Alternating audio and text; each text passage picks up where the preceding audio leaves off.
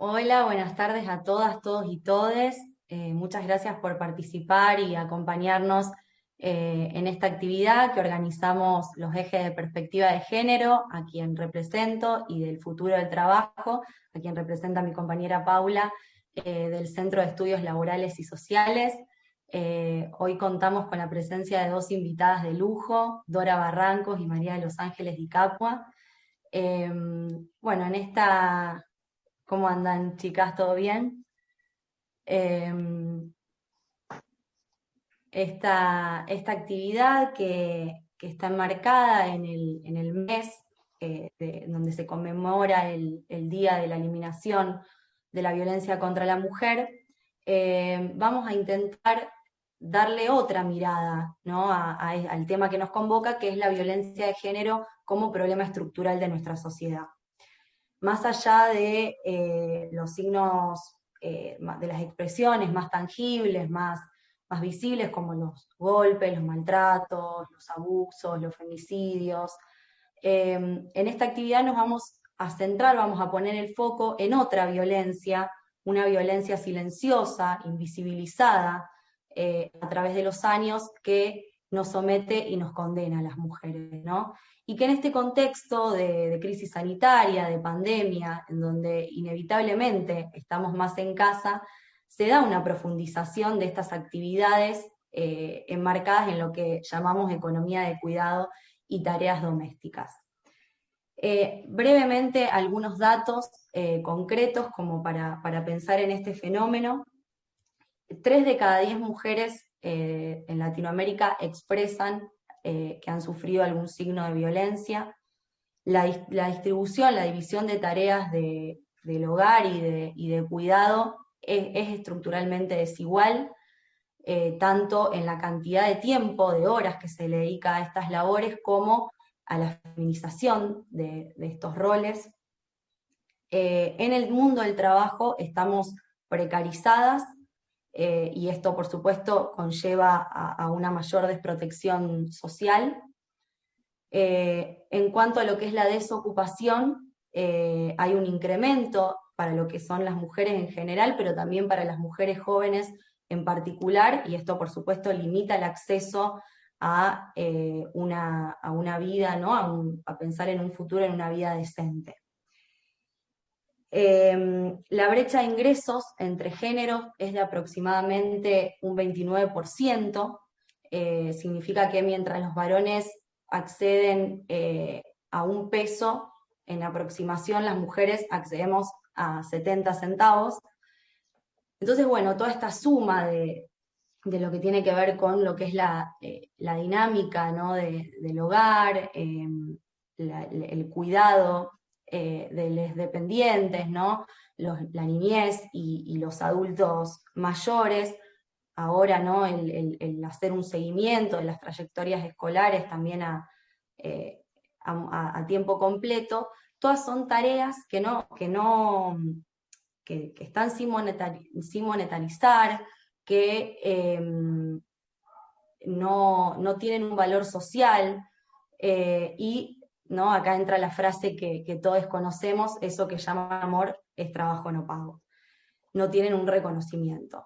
A eso hay que agregarle también, más en este contexto, la brecha digital, en lo que es el acceso, en lo que es la posibilidad de su uso, que es en un 63% para varones y en un 57% para mujeres, y dentro de esta barrera también agregarle otras subcategorías como el costo de la conectividad, los conocimientos, la disponibilidad de algún dispositivo apto, el manejo de la información y demás. Bueno, esto brevemente a modo de introducción, no nos queremos extender más. Vamos a dar ya la bienvenida a nuestra primera invitada, Dora Barrancos, historiadora, socióloga, asesora del presidente de la Nación. Hola, Dora. ¿Qué tal? ¿Cómo les va? Bueno, ¿Cómo muchas estás, gracias Dora? por esta invitación, por estar en tan linda compañía esta tarde, en la que, bueno, se acumulan los Zooms, porque este es el modo vertiginoso de nuestras vidas hoy día. Vivir, Un lujo, vivir en un lujo plataforma. tenerte, Dora. Gracias, muchas gracias. Bueno, yo voy a ir rápido a las cosas para que podamos hacer un intercambio, que es lo que más interesa siempre. En primer lugar, quiero decir algo, yo creo que contundente de mi parte, lo he venido sosteniendo hace muchos años. El mercado laboral es el lugar donde más se infringen los derechos de las mujeres. El mercado laboral es el lugar donde más se infringen los derechos a las mujeres. Por su segregación, por las brechas, por la segregación obviamente horizontal y vertical, por las especializaciones y demás. Esto por un lado. En segundo lugar, porque hay una reconocida mayor labilidad y exposición al riesgo de acosos, maltratos, hostigamientos a las mujeres que a los varones en el mercado laboral. Desde luego, como se sabe muy bien, el mercado laboral es un arco enorme, enorme, que significa que cualquier transacción entre seres humanos en la que una parte promete la fuerza de trabajo y la otra compra esa fuerza de trabajo a través de diferentes mecanismos legales y a veces no legales, como es el trabajo en negro, está significando allí entonces una oportunidad de infringir los derechos de las mujeres. Toda y cualquier porción del mercado laboral. De una u otra manera hay más posibilidades de infringir derechos a las mujeres.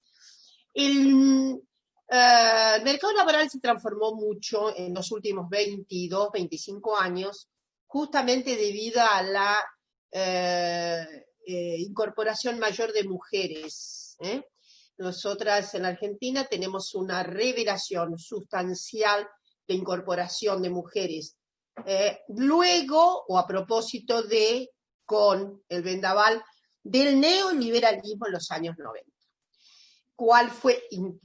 Paradójicamente, ese fue un ímpetu para incorporar muchas mujeres al mercado laboral, en condiciones obviamente de, sobre todo, dadas las características ominosas del desempleo durante los años 90, las mujeres se incorporaron a la PEA, a la población económicamente activa, pero como ustedes saben, la PEA da cuenta de quienes están efectivamente empleados y quienes buscan empleo. Las mujeres se colocaron en una situación muy grave respecto del desempleo abierto. Pero ocurrió algo muy sintomático. Después de los años 90, las mujeres ya no se bajaron como antes solía haber del mercado laboral. El mercado laboral evidentemente construyó una suerte de meseta, ya lo estaba haciendo antes de los 90, que las mujeres, voy a recordar qué pasaba.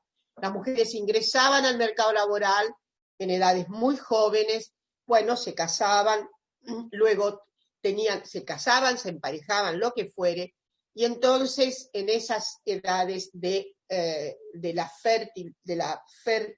fecundidad, luego se apartaban, cuidaban a los niños, en el transcurso de cuidar a los niños se apartaban. De modo que hacia los años 60, 70, 80, el mercado laboral femenino era una curva que iba, se incorporaban en edades jóvenes, bajaba y luego remitía un relativo ascenso después de los 45 años, en condiciones que Helen Hirata trató hace mucho tiempo, muy deplorable es ese reingreso al mercado laboral. Hirata, en un trabajo que fue notable porque comparó varias sociedades, dijo algo que no fue superado. Cuando las mujeres se apartan del mercado laboral, el reingreso después de tiempo de estacionarse fuera de él es penoso y se vuelve en una enorme proporción a lugares menos calificados que los que tenía. O sea, si una persona se retiraba como gerenta de un banco, después del periplo de todo el acontecimiento de cuidar niños, etcétera, etcétera, cuando quería volver al mismo lugar en donde había hecho de manera interesante su carrera, probablemente la contrataban como cajera. Eso es lo que dijo Hirata. Y esto es lo que ha venido ocurriendo. Por lo tanto, la dura lección de los años 90, creo yo, es hipótesis, fue muy determinante en que las mujeres, además los grandes cambios culturales y demás, ya desistieran de largos apartamentos. Hoy hay apenas una meseta. Esto es un cambio notable, que ha significado también que en 25 años hemos subido más de 20 puntos de PEA femenina en la Argentina. Nosotros teníamos alrededor de los 90 un 37, 38, y hoy tenemos casi 50, 30 y pico, 50% relativo, estoy redondeando números, es la incorporación de mujeres en los últimos años al mercado laboral. Estamos llegando a una situación, Brasil tiene más, está superando los 50% más, y esto que en la Argentina todavía hay infraconocimiento acerca de la actividad económica de las mujeres. Todavía hay una relativa falta de registro ajustado. Entonces, debe tenerse en cuenta que por ahí estaríamos tal vez en más del 50%. Entonces, quiero volver sobre esto porque esto tiene un significado notable. Las mujeres están ocupando hoy una circunstancia de empleo, digamos, de actividad económica, en condición de desempleo. Ya se sabe también que durante el ciclo doloroso de pérdida de empleo de los años 2018-2019, las mujeres fueron afectadas, como ha ocurrido en los años 90, fueron particularmente afectadas. La segunda cuestión sobre la que quiero referirme es que esos cambios en el mercado laboral no significaron obviamente cambios en los grandes sectores de actividad. Las mujeres siguen siendo casi el 70%, según los últimos datos que tengo, 67%, siguen permaneciendo en el sector servicios y comercio, a saber, educación, salud, servicios de todo tipo y comercio. Y en la metalmecánica, tenía un datito acá, creo que llega al 7%. Creo que llega al 7%. Quiere decir que hay la misma disparidad de antaño, se revela hoy. Sí, con algunas metamorfosis.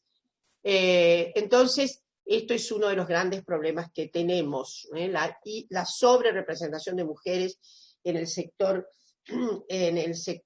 3 de la economía, y obviamente sí una significativa disminución de mujeres en el sector 2 de la economía. Es cierto que es un sector en constraint, pero evidentemente hay una tendencia a todavía disminuir la presencia de mujeres en este sector.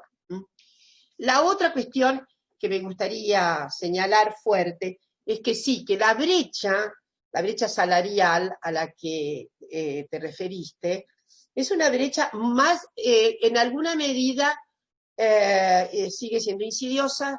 Los últimos datos que yo tengo es de que llega al 33% en promedio, más o menos la brecha que existe, pero hay una modificación. Hace 20 años atrás, la brecha era más profunda, era mayor en las mujeres de mayor calificación. Yo hace 20 años decía, hay que estar muy bien educada para recibir menos salario que un varón. ¿Está claro? Hay que ser muy bien educada para recibir menos que un varón. Hoy día hay un contraste grande, porque la brecha ha disminuido notablemente en el sector de mujeres más calificadas. Y ha aumentado en el sector, digamos, en lo que es el grupo de las menos calificadas. Estos son datos que tengo recientes, ¿no? Es decir, todavía, digamos, en el primer trimestre de este año, y eso me parece bastante impactante. Hay un cambio, es decir, respecto de por dónde está la mayor brecha. Y hay algo que no puedo dejar de decir, y es que efectivamente el problema de la incorporación de mujeres al mercado laboral sigue siendo un problema serio en el que gravitan para las mujeres desde ya todas las responsabilidades idiosincráticas establecidas para las mujeres. Esto es la vida doméstica. Sigue siendo el mayor problema para las mujeres tomar decisiones respecto del mercado laboral. Y voy a decir que algo que que hace tiempo que asunteamos, y es qué es lo que ocurre con las mujeres toda vez que, en general, para las mujeres, todavía es muy tensionante conciliar actividad económica y vida doméstica. Todavía hoy, porque no ha pintado ninguna revolución doméstica. A propósito del confinamiento, varias investigaciones, varias encuestas, han señalado que no ha habido corresponsabilidad, no ha habido cooperación, no ha habido paridad en el desempeño de las tareas domésticas. No lo ha habido.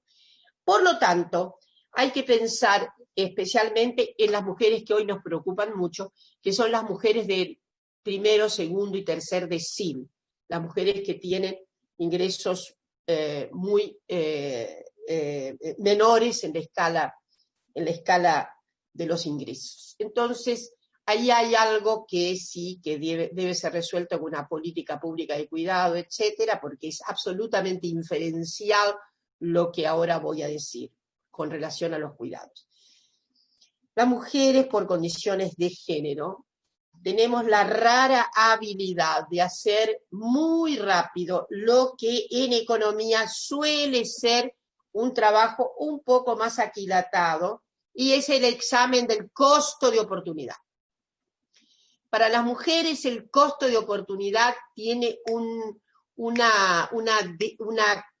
¿cómo decirlo? Unas capacidades analíticas rápidas.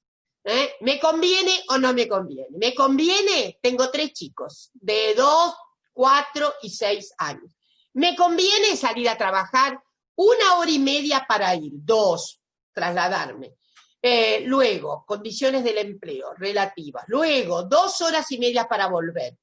Mientras tanto, 10, 11, 8, pongamos a 10 horas fuera. ¿Quién cuida a los chicos? ¿Quién los sostiene? O ese análisis tan ponderado en economía que se llama costo de oportunidad, las mujeres lo tienen resuelto de esta manera. No me conviene. No me conviene, y por lo tanto esa retracción es una retracción al mismo tiempo inteligente, porque suma efectivamente, hace una suma rápida de lo que significa ese costeo del propio trabajo, el costeo del propio trabajo. Entonces a mí me parece que justamente tratándose de políticas públicas ahora, insisto, la única manera en que las mujeres puedan ganar más autonomía, porque además el problema de la autonomía está vinculado inexorablemente ¿a qué? A capacidades decisionales respecto de salirse de cárceles violentas.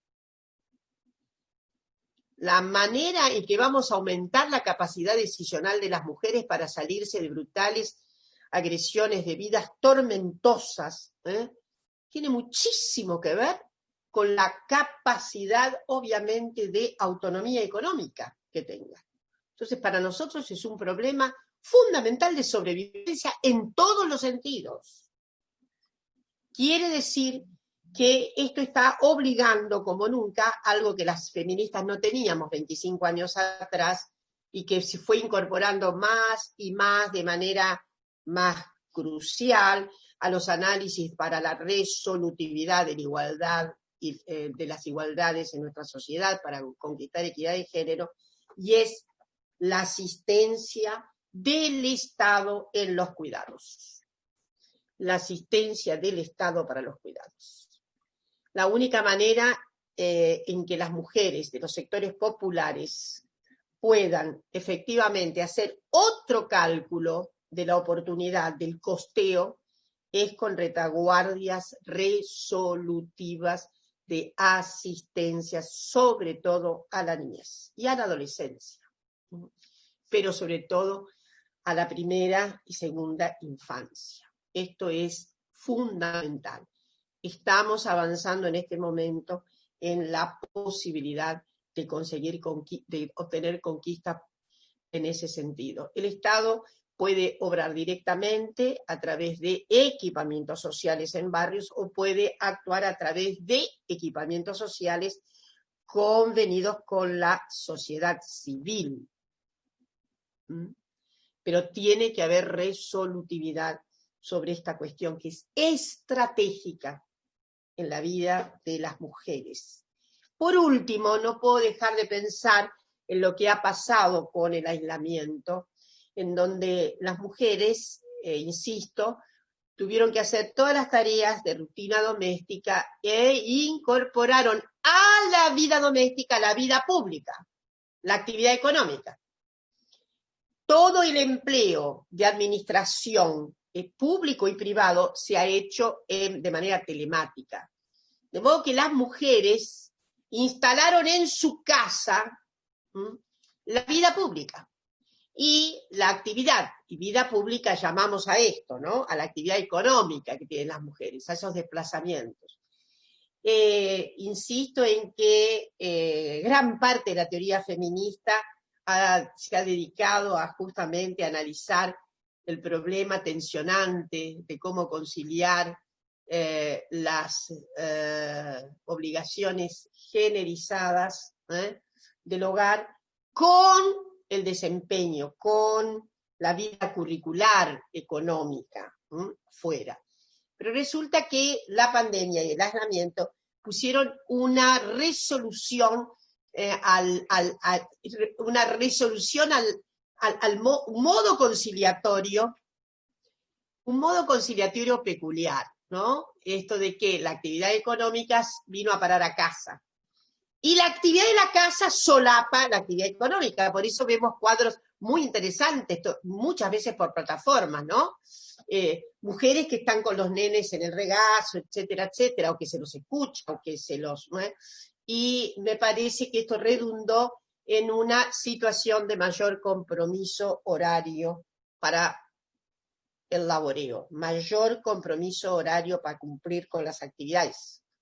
Es cierto que ahora tenemos una ley, bueno, está por cumplirse, creo que son los famosos 90 días que marcaba la ley, pero evidentemente tenemos gran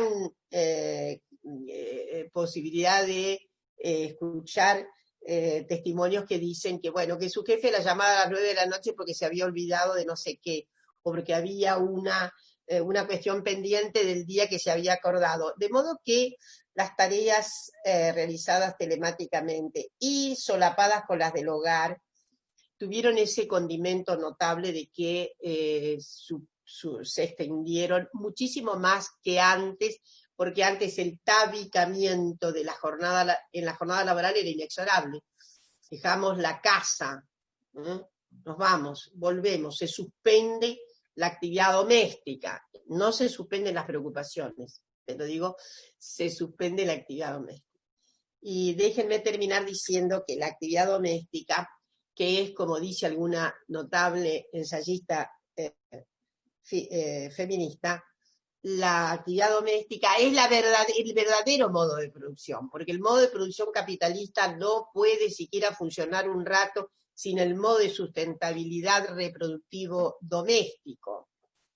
Ese modo es fundamental. Entonces, permítanme decirles que las tareas domésticas, la verdad, corresponden a un sinfín de actividades que muchas son repetitivas, pero todas son originales, como decía Agnes Heller, ¿no? No hay nada menos monótono que la monotonía de la vida reproductiva. ¿Saben por qué? Porque además no tiene solución de continuidad. Siempre encontramos un oscuro rincón lleno de polvo. Y luego que resolvemos ese rincón lleno de polvo, que nos invita hay que hacerlo, luego nos damos vuelta y nos damos cuenta que otra higiene está necesitando otro pedazo de la casa. Y sobre todo porque esas rutinas no tienen rutinas fundamentales para la sobrevivencia. No tienen solución de continuidad. Hay que cocinar, hay que pensar en la comida que no sea monótona. Hay que pensar todos los días en una articulación de ese punto. Es cierto que, debo decir, los varones son bastante cooperantes en materia de gastronomía. Es una rara rama de la actividad doméstica, rara rama digo por la que hay más adhesiones. Hay dos rubros en que los varones han tenido un mayor compromiso. Uno es el rubro salir de compras al supermercado, aquellos que pueden ir al supermercado. El supermercado es un mundo bastante fascinante para los varones. Los entretiene mucho y son muy cooperantes en materia de supermercado. Y el otro rubro, que parece que está bastante trajinado hoy, es el rubro de la gastronomía. Fuera de eso, todo lo concerniente a la sobrevivencia recae en un 85% en cuerpos femeninos. Quiere decir que hay que pensar fuertemente hoy en cuidados junto con actividades y desempeños económicos de las mujeres. Tenemos inescindible relación entre estos dos mundos si es que queremos, y no me he referido a lo que el Estado puede hacer en materia de mecanismos, dispositivos fiscales para aumentar, para incrementar, sí, la participación de las mujeres en actividades no tradicionales, actividades duras sobre las que es necesario, obviamente, un mayor egreso universitario. Y me refiero a las fórmulas tecnológicas, a la ingeniería mecánica, electrónica, eléctrica e informática. Rubros en los que las mujeres podrían representar unas notables estelas de creatividad y de innovación. Quedo por acá porque ya me consumí bastante tiempo y para algunas cuestiones y demás. Sí, hola Dora, buenas tardes, ¿cómo estás? Hola María de los Ángeles, que nos puede saludar. Yo soy Paula, del Turco, soy licenciada en Economía y coordino el eje dentro de CELIS del futuro del trabajo. Dora, hablabas de dos cuestiones que te escuché con mucha atención y me gustaría consultar desde el eje, que es esto de la falta de oportunidades en los primeros 3 percentiles de la sociedad, en particular de las mujeres, lo que habla y a su vez la convivencia de la falta de credenciales educativas en general dentro del mundo de las mujeres. ¿Cuáles crees que son las herramientas de la política pública o las herramientas de las casas de estudio o las herramientas desde las entidades barriales, las más cercanas a las poblaciones más vulnerables de mujeres, que puedan crearse, armarse o coordinarse, o como bien dijiste, articularse para incluir a todas esas compañeras que hoy parecen estar conviviendo en esta sociedad tan fragmentada, ¿no? Hablábamos de brecha digital, hablábamos de brecha salarial y hablamos de que esa vulnerabilidad las condena a cierto, a estar más al riesgo de violencia.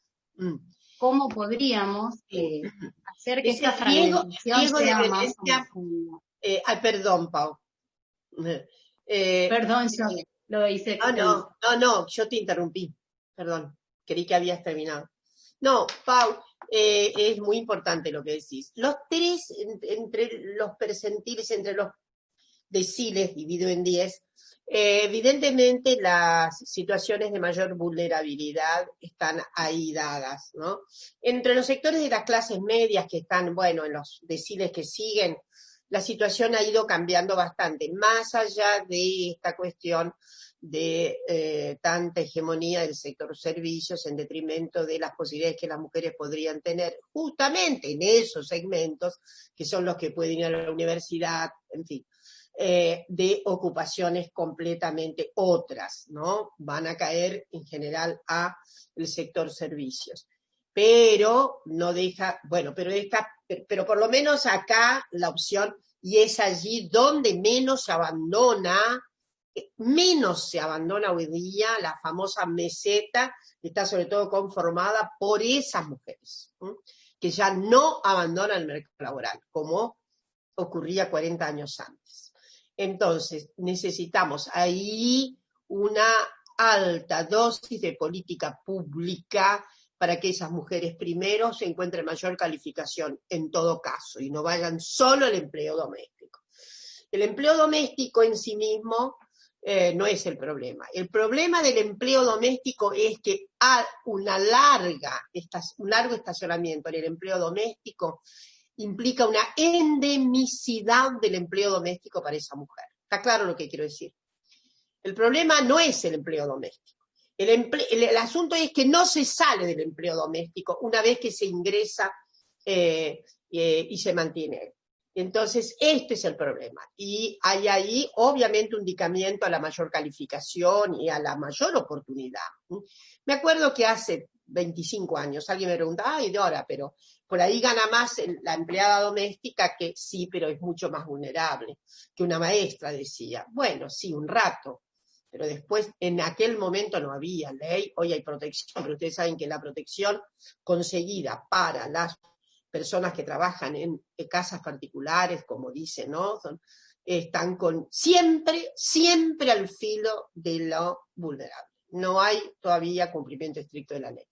Entonces, necesitamos ahí un amparo en este sentido, más cuidados para la niñez, y al mismo tiempo una oferta de calificación para esas mujeres, oferta calificatoria, que redunde en algo que sea, aún en la gestión de la pequeña autonomía, porque la economía social al final tiene una escala enorme de participantes mujeres.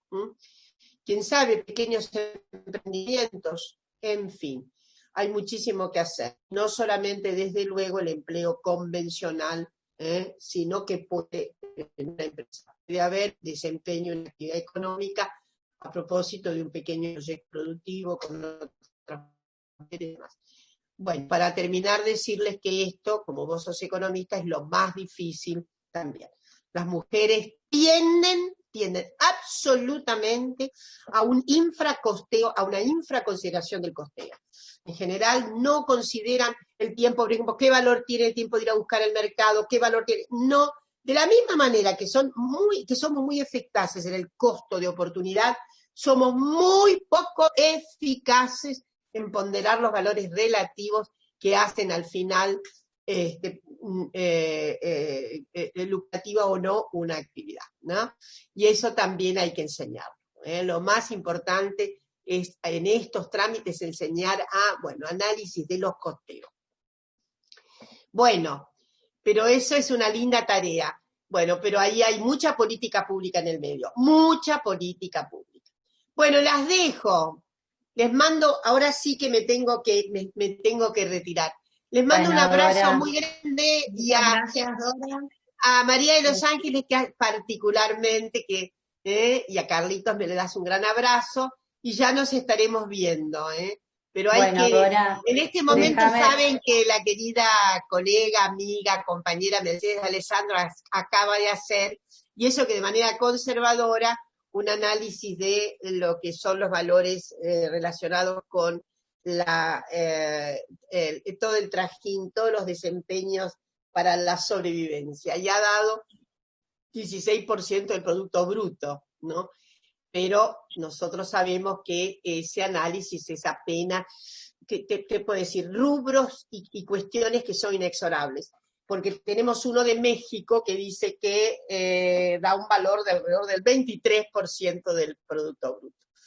Por lo cual es interesante saber que sin este modo de producción el otro grandote no funciona. Bueno, un abrazo muy grande. Un abrazo gracias, Dora. Gracias. Un abrazo amoroso para vos. Déjame que te agradezca en nombre, mío y de todas mis compañeras.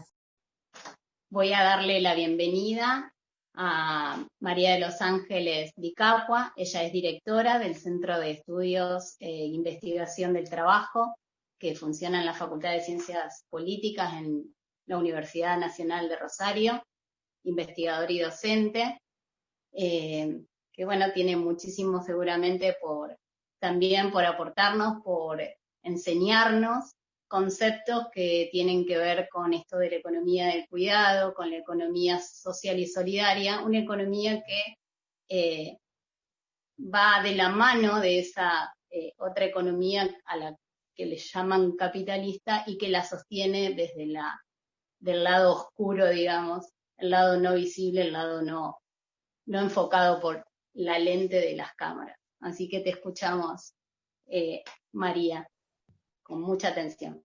Bueno, muchas gracias, Pau, y un agradecimiento especial por la invitación. La verdad que es un gusto compartir la tarde con ustedes, más que, digamos, como dijiste vos enseñando, no, poniendo en común para el debate, para que nos empecemos a cuestionar sobre algunas cosas que como tantas cosas importantes, a veces se corre un velo, porque es mucho más lucrativo para ciertos sistemas mantenerla ocultas, ¿no?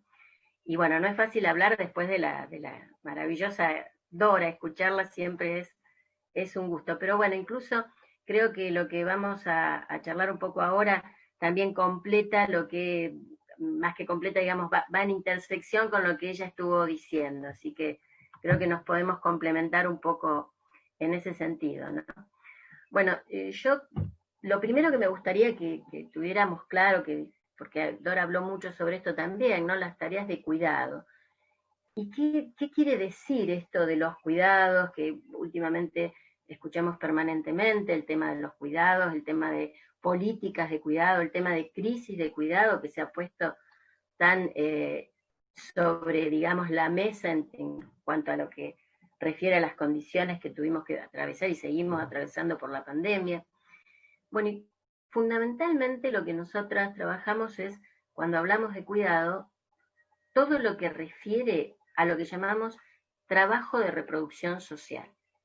¿Qué quiere decir ese trabajo de reproducción social? Bueno, fundamentalmente todo lo que serían las tareas domésticas, como cocinar, limpiar, planchar, y todo lo que tiene que ver con el cuidado de niños, de otros adultos o adultas, de adultos mayores, de enfermos, de discapacitados. Es decir, cuando hablamos de trabajo de reproducción social, estamos hablando de todas esas tareas que son necesarias, imprescindibles para la reproducción generacional y cotidiana de la fuerza de trabajo.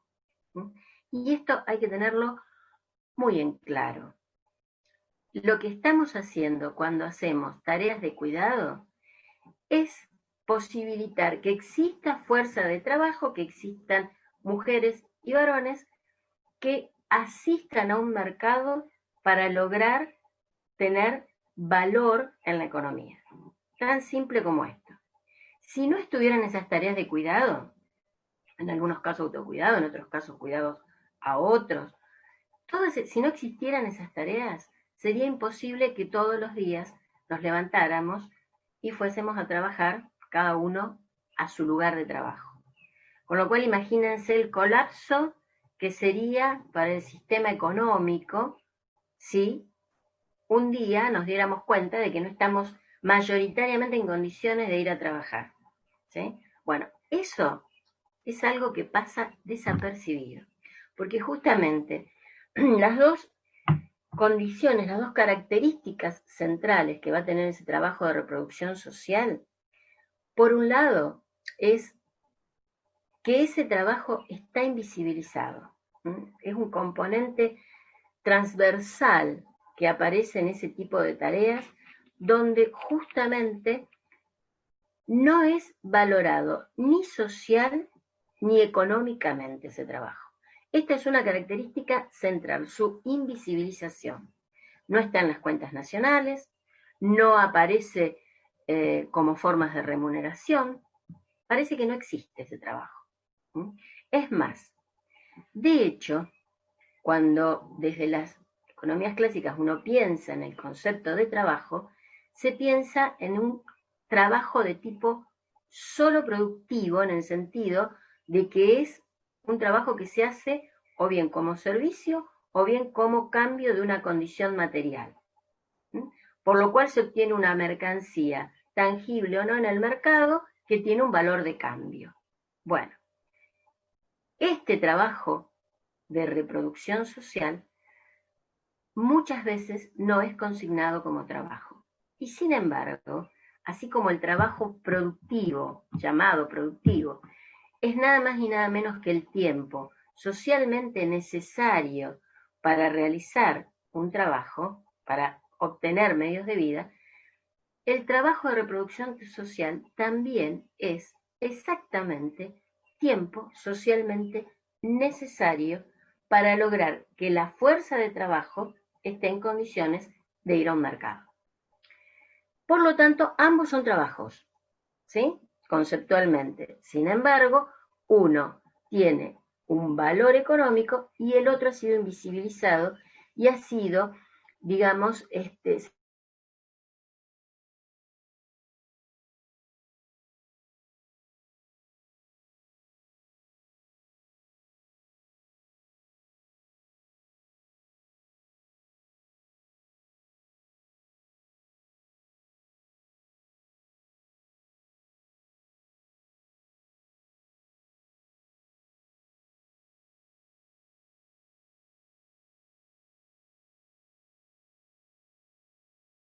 decir, la otra característica central, además de esta devaluación social y económica, es la feminización de este tipo de trabajos. Es decir, que son las mujeres mayoritariamente las que se encargan de ese trabajo. Las condiciones van variando, indudablemente, ¿sí? Las condiciones varían, los contenidos de esos trabajos varían de acuerdo a los contextos históricos, sociales, políticos, económicos. Obviamente, parte de esas tareas se hacen de otra manera cuando hay acceso a tecnologías que no, pero básicamente estas dos características centrales, la devaluación social y económica y la feminización, son dos características centrales. Porque justamente, y ligado a lo que decía Dora, esas características son las que permiten entender por qué esta desigualdad estructural central dentro del mercado de trabajo. ¿Por qué las mujeres padecen estas condiciones de desigualdad? Justamente siendo consecuencia directa de este trabajo asignado, de este tiempo socialmente asignado a las mujeres para las tareas de reproducción. Y esto ha sido algo que la economía feminista, como corriente de pensamiento heterodoxo, digamos, siempre ha tratado de visibilizar, ¿sí? Es decir, estas dimensiones de género de la dinámica económica y todas las implicancias concretas que en la vida de las mujeres tiene, ¿sí? Y allí aparece desde hace un tiempo, porque digamos dentro de la economía feminista, como sabrán los que tienen estas nociones de economía, Pau, ¿verdad? Hay distintas corrientes, distintos abordajes de estas desigualdades. Pero en el último tiempo viene imponiéndose mucho esta noción, esta idea de lo que llamamos economía del cuidado. Es decir, este debate feminista sobre las formas de organización de la reproducción social y ver qué impacto tiene sobre el mercado de trabajo, que era lo que estaba comentando justamente tan claramente Dora, ¿no? Por eso, bueno, desde la economía del cuidado se hace alusión a un concepto central para poder explicar esas formas de reproducción social, que es el concepto de organización social de los cuidados. Es decir, ¿qué es la organización social de los cuidados? Es la manera, la forma en que se distribuyen esas tareas de cuidado entre actores institucionales. Básicamente nosotros reconocemos 4 actores institucionales que conforman lo que se llama el diamante del cuidado: el Estado, el mercado, la comunidad y la familia. ¿Y por qué? A ver, esos 4 y no otros. Porque son los 4 que se benefician de las tareas de reproducción social. Lo más básico, el mercado. Sin fuerza de trabajo, en condiciones de producir, no hay mercado. Por lo tanto, se benefician de estas tareas que las mujeres hacemos mayoritariamente para la reproducción social. Obviamente, la familia necesita entrar en ese mercado de trabajo para poder, dentro de este sistema capitalista, obtener bienes para su mantenimiento. Bueno, también la familia, entonces, tiene una ventaja con respecto a estas tareas de cuidado. problema es que la distribución dentro de la familia no es equitativa. Y la comunidad también aparece claramente como beneficiada, porque la comunidad se constituye a partir de esos nucleamientos familiares que, bueno, que en realidad uno podría de alguna manera marcar distintas formas de comunidad. Pero básicamente, aún sin pensar o pensando en esa familia tradicional burguesa, aparece la idea de que es una de las que se beneficia en ese sentido, ¿sí? Y justamente el Estado también, porque sus cuentas económicas, a partir de este trabajo, es lo que le permite subsistir como Estado, ¿sí? Con el sistema tributario y demás.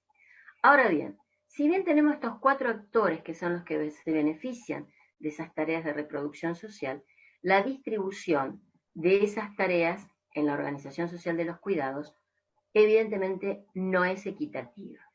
Como no lo es la organización social del cuidado, la organización social del trabajo. Es decir, para que la organización social del trabajo capitalista, asalariada, pueda sostenerse, es necesario que la organización social del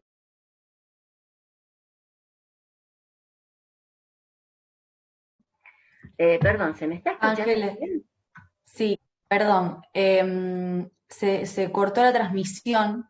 Y ahí volvió, dice Claro, enseguida. bien, buenísimo, podemos seguir Bien. entonces. Esta organización social de los cuidados, que claramente es inequitativa, que es desigual, porque recarga sobre la familia y dentro de la familia mayoritariamente sobre las mujeres estas tareas de reproducción social, es la que logra que pueda subsistir, como también decía Dora, la organización social del trabajo capitalista remunerado o asalariado, digamos, ¿sí?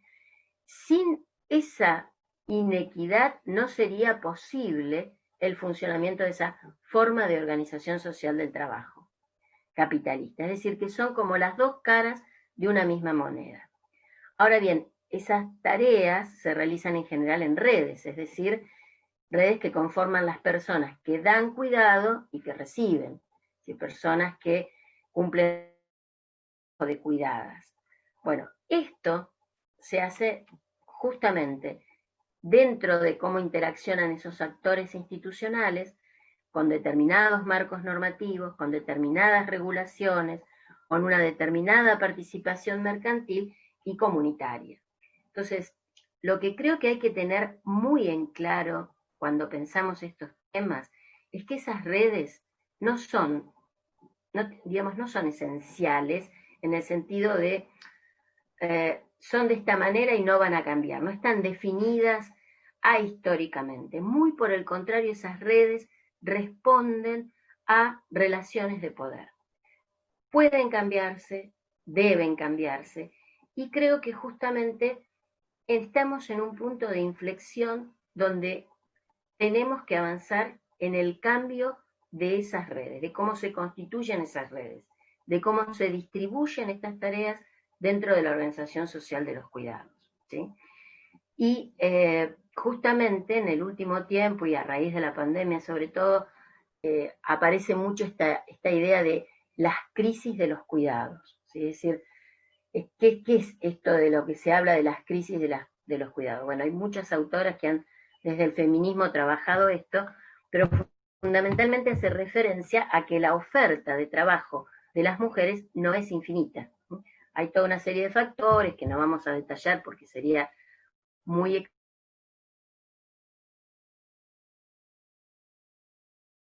la esperanza de vida, el envejecimiento demográfico, como decía Dora, cómo ha cambiado la participación laboral en el mercado de trabajo, la escasez de oferta de servicios públicos para el cuidado, todo esto hace que se ponga en evidencia que si no redimensionamos esa forma de organización social de los cuidados, sería insostenible en el tiempo y realmente trae a punto, digamos, una crisis muy fuerte.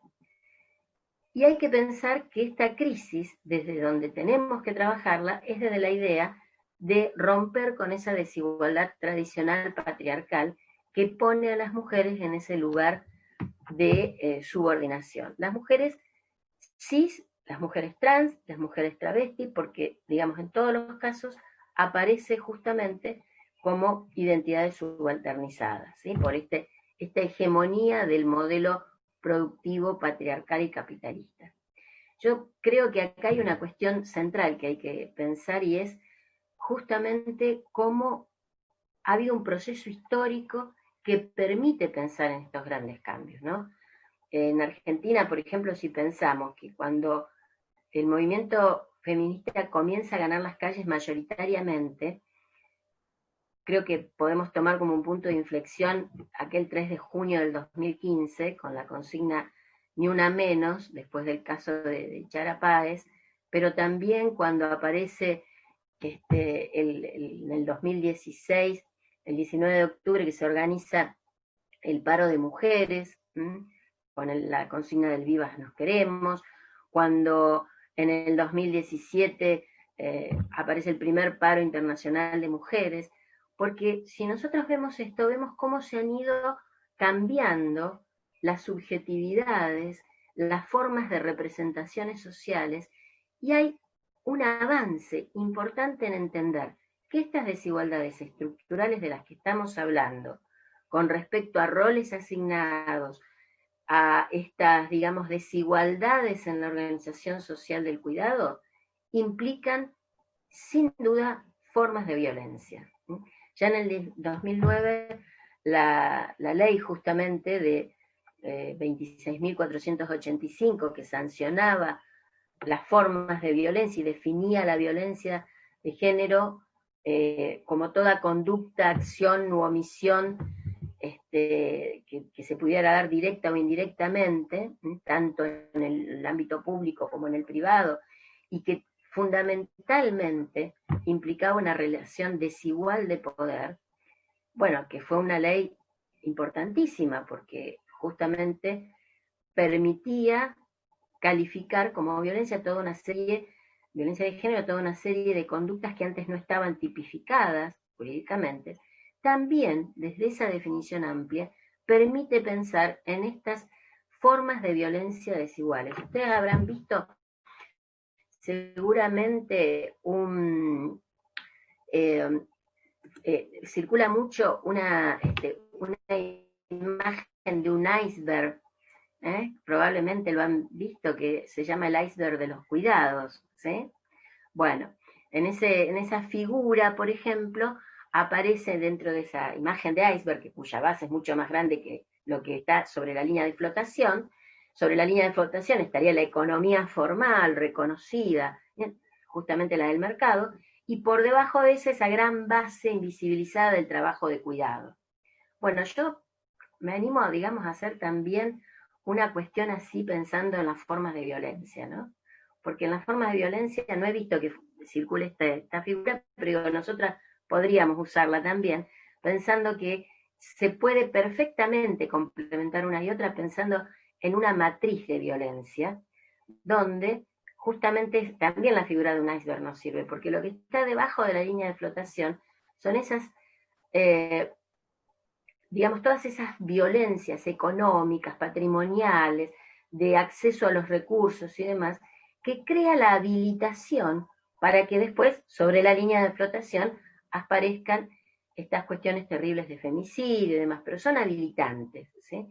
Entonces digo, creo que funciona así, podríamos decir, como un espejo allí. De la misma manera que yo siempre digo, bueno, esta cuestión de la invisibilidad de los cuidados, ¿no? Cuando hablamos de la invisibilidad de los cuidados, yo creo que la gran eficacia que ha tenido el modo de producción capitalista, y ya lo decía Karl Marx, es a través de justamente formas ideológicas que no nos permiten visibilizar la apropiación constante que se hace del tiempo de unos en favor de otros, ¿no? Y hay un texto maravilloso de Marx que es El fetichismo de la mercancía, cuando justamente hablaba de que es tan eficiente el capitalismo porque logra mostrar, digamos, hacer aparecer ese objeto que aparece en el mercado como un fetiche, es decir, como cobrando vida propia, como si la mercancía tuviera el valor que tiene para ser intercambiadas con otras por condiciones innatas de ese objeto. Y borra aquello que realmente le da valor, ¿no? Que es el tiempo socialmente necesario de trabajadores y trabajadoras para realizar ese objeto. Porque esto permite justamente la plusvalía, la apropiación y demás. Bueno, yo creo que tan eficiente como esto que marcaba Marx, nosotros podríamos así haciendo, que nos perdone Marx, pero digo, creo que se podría pensar también, y siempre lo digo esto, en una especie de fetichización no solo de la mercancía, sino que en espejo aparece los cuidados como fetiche. ¿Por qué? Porque cuando hablamos de los cuidados, es decir, cuando hablamos de que esta masa salarial pueda ir a trabajar todos los días a ese mercado, es como que, ay, naturalmente está vestido, cambiado, alimentado, dormido, con todas las necesidades básicas cubiertas. Cuando se jubilen, generacionalmente van a tener un recambio que mágicamente aparecen en condiciones de cubrir ese mercado, porque han crecido, pero debieron ser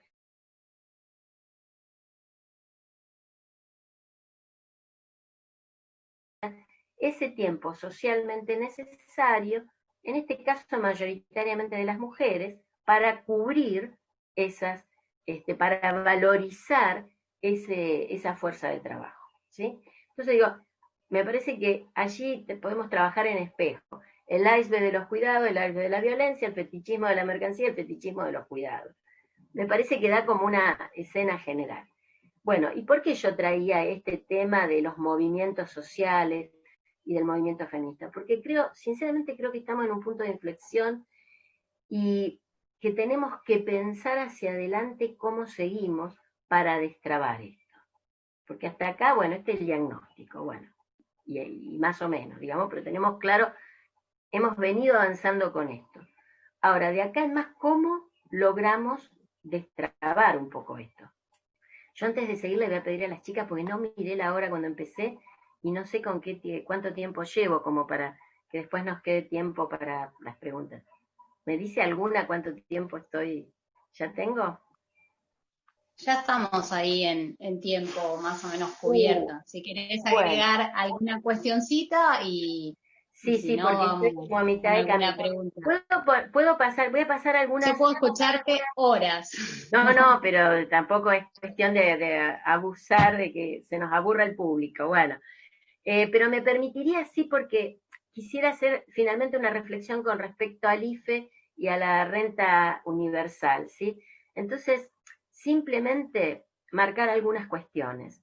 Tenía en realidad un PowerPoint, pero no lo voy a pasar porque creo que se nos va a ir el tiempo. Sí me gustaría dejar algunas cuestiones así marcadas puntualmente. En primer lugar, pensar que cuando hablamos de cuidado tenemos que hablar de derechos, y por eso lo relacionaba con el movimiento de mujeres, ¿sí? Porque esto es ampliar justamente las demandas de derechos que tenemos que hacer. Y digo que estamos en un punto de inflexión porque por un lado hay una subjetividad que está tomando de alguna manera dentro de las mujeres, digamos en sus representaciones sociales, esta idea de cuánto valemos y cuánto movemos el mundo, para tomar esta consigna, ¿no? Pero incluso creo que, recuerdan estos 4 actores institucionales que yo nombraba, ¿no? Familia, comunidad, Estado y mercado. Bueno, ha habido cambios en las familias bastante interesantes, si bien no podemos hablar de estos cambios en general. ¿Por qué? Porque acá siempre hay que trabajar, cuando hablamos en género, desde un abordaje interseccional. No son los mismos los cambios familiares en determinadas condiciones socioeconómicas que en otras, ¿sí? Por ejemplo, nosotros tenemos una realidad concreta, las familias que están en los quintiles más bajos justamente aparecen mayoritariamente como familias monomaternales, ¿sí? Monomarentales, digamos. Es decir, no solo tienen un solo progenitor que está cuidando de los niños y niñas, sino que en general es una mujer.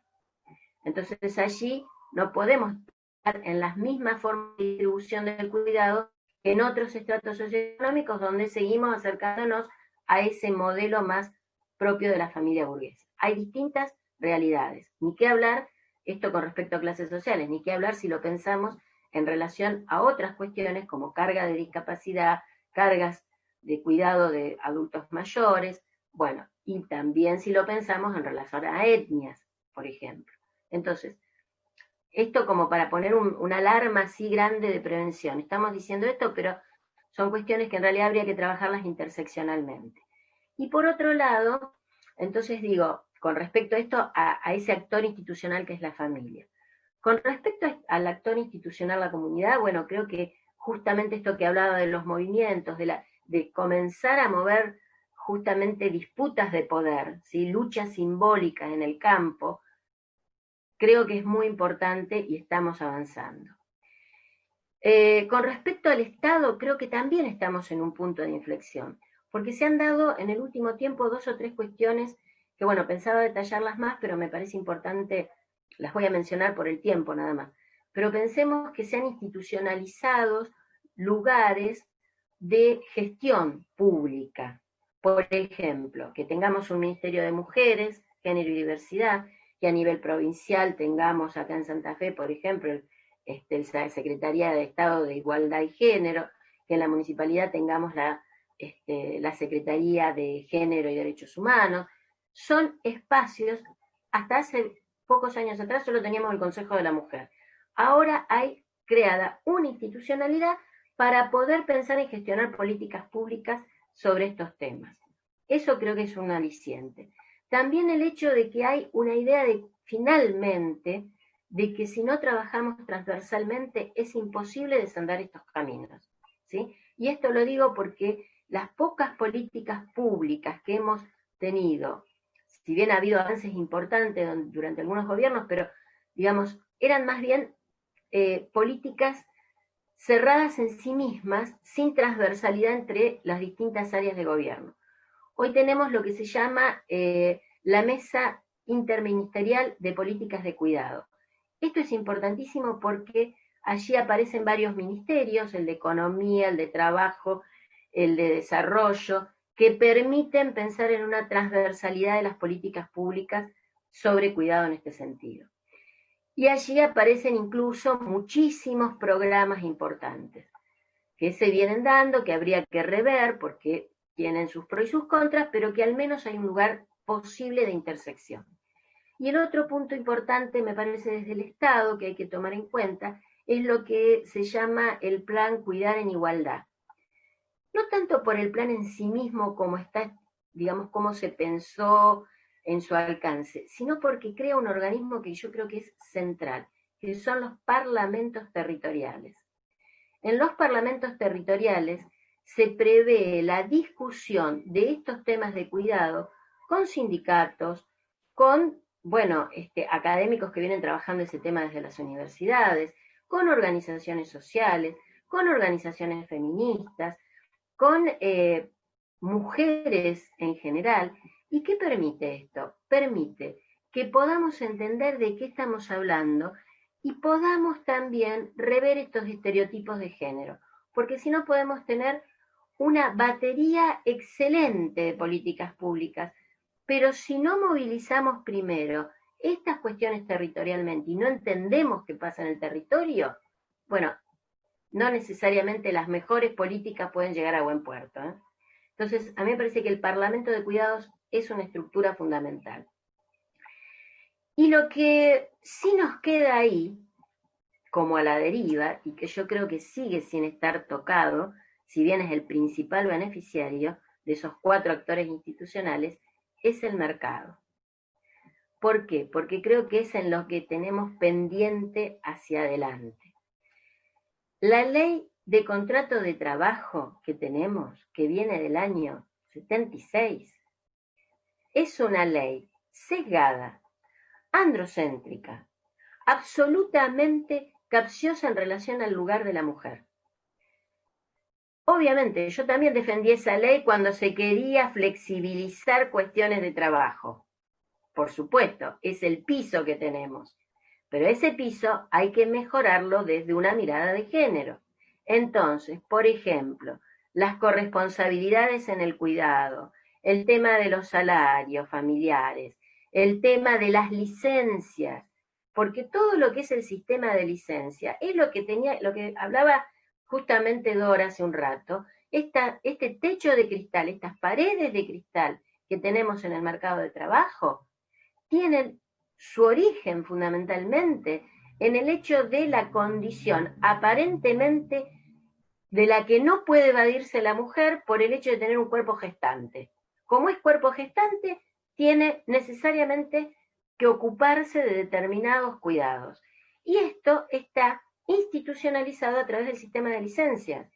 Que la madre tenga licencia porque ha tenido un bebé y el padre no tenga la misma licencia obligatoria, ¿sí? Porque algunos convenios colectivos de trabajo y algunos sindicatos han avanzado en eso, pero no es obligatoria. Entonces ahí tenemos un problema. Porque si no es obligatoria, entonces no todo el mundo, no todos los varones acceden a esto. O las licencias por cuidado de niños, niñas enfermas.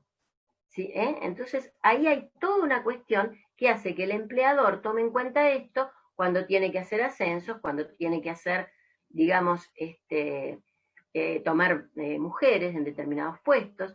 ¿Por qué? Porque esto, que claramente es un derecho que tenemos a esa licencia, pero hay que ampliarla para justamente crear una corresponsabilidad, ¿sí? En el caso de los padres, de los progenitores varones, porque sin esto las condiciones son desiguales. Entonces, digo, con respecto a ese actor institucional que es el mercado de trabajo, falta esto, falta el reconocimiento salariales para lo que es las tareas de cuidado que permiten, ¿sí?, que la fuerza de trabajo esté trabajando al otro día.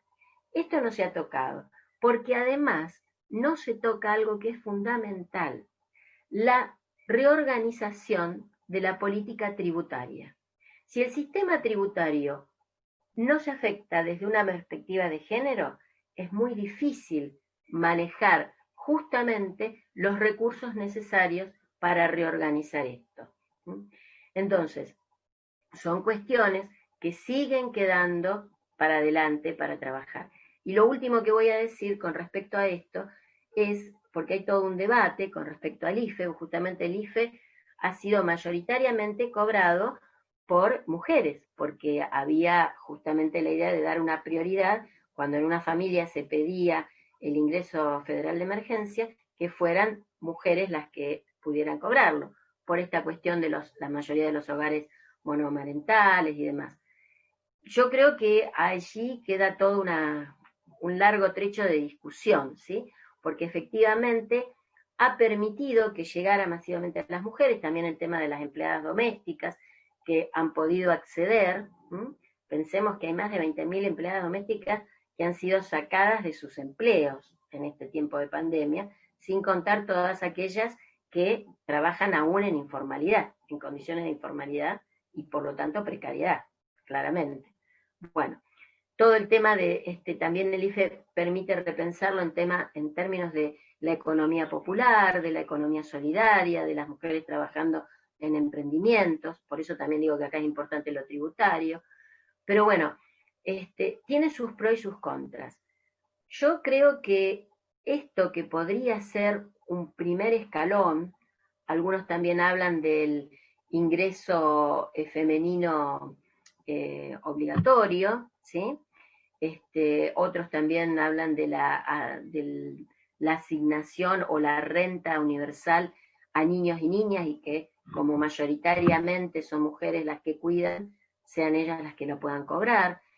En todos los casos hay que tener mucho cuidado, porque esto que, no digo que no sea un avance, y creo que fue muy importante para paliar situaciones de pobreza extrema que la pandemia puso sobre el tapete, pero creo que hay que tener mucho cuidado de que con esto no sigamos reproduciendo estos estereotipos de género, que no sigamos reproduciendo estos roles y que en definitiva redunden también en una barrera para el acceso también de la mujer al mercado de trabajo.